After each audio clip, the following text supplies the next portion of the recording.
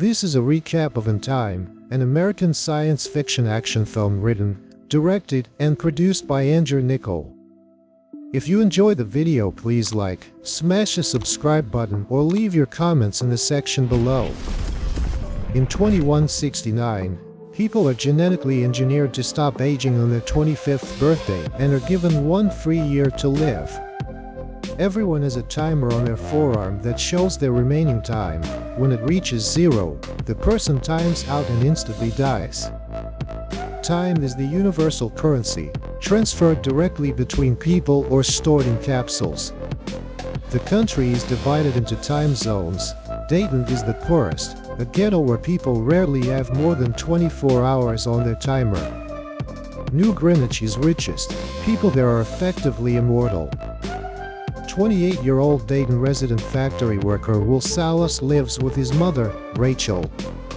While in a bar, he saves a drunken and suicidal 105-year-old Henry Hamilton, a New Greenwich resident, who has a century left on his clock, from an attempted time robbery assault by Fortis, the boss of a gang called Minuteman.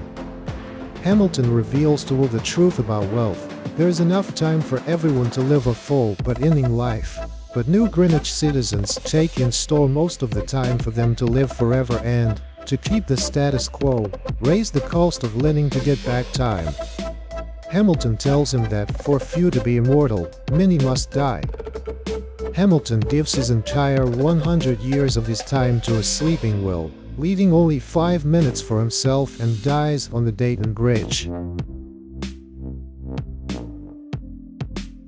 The police force, or timekeepers, led by timekeeper Raymond Leon, sees Hamilton's clock and realizes that his time was taken. They look at video footage and suspect Will of cleaning Hamilton's clock. Will visits his alcoholic best friend, Burrell, to whom he gives 10 years of time and says goodbye as he plans to live in New Greenwich with his mother. Meanwhile, Rachel gives all but 90 minutes of her time to pay her debts to wise time lenders and is not capable of paying the bus fare going back to Dayton, as the price has risen, and is forced to run.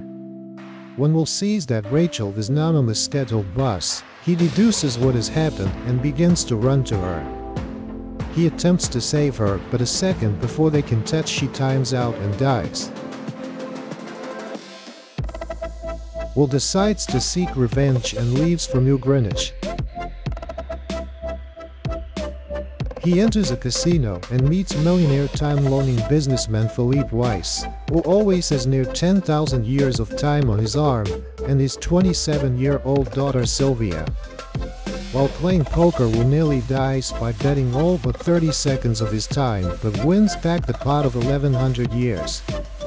Sylvia invites him to a party in a Weiss mansion. At the mansion, Will seduces Sylvia with the thought of an exciting life. He is later apprehended by Leon, who confiscates all but 2 hours of Will's time, but Will escapes when he takes Sylvia hostage. He returns to Dayton with her, but he drives into an ambush by Fortis, which knocks both of them unconscious. Fortis attempts to take all of Sylvia's years, but leaves about half an hour when the timekeepers arrive. They visit Burrell to get back some time, only to find out from Burrell's wife Greta that he has died of an alcohol overdose by squandering almost a year on drinks, and died with 9 years still left. Sylvia pawns her diamond earrings for more time, but when the pawn shop owner sees that she is desperate, he cheats her by only giving her 2 days. Will calls Weiss and demands a 1,000-year ransom for Sylvia so it will be distributed to the lower class of Dayton. Sylvia's mother is willing, but Weiss isn't, as Leon has already traced the call. Will discovers that Weiss did not pay but decides to let Sylvia go.